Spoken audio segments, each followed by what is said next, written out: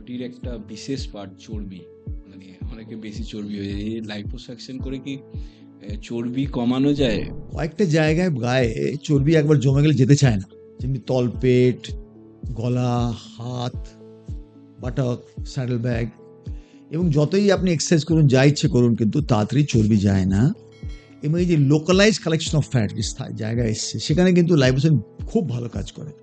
আমরা 2-3টে ছিদ্র করি 3-4 মিনিট সাইজে, চর্বিটা বার করে দিই।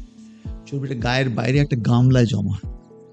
যেখান থেকে চর্বি বার করে দিই, জীবনে চর্বি লাগে না। কেন কি? ফ্যাট সেল বার করে দেওয়া হয়। আচ্ছা। 18 বছর বয়সের পর যেমনি আপনার হাইট ফিক্সড হয়ে গেছে 5 ফুট 6 ইঞ্চি, আপনার তো লম্বা হবেন না। না।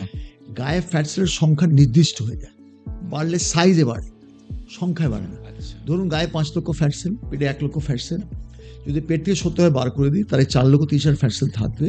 সেটা কিন্তু আজীবন 4,30,000 থাকবে। ওখানে আর ফ্যাট সেল নতুন হবে না। হ্যাঁ, বড় হতে পারে, কিন্তু নতুন ফ্যাট সেল হচ্ছে না।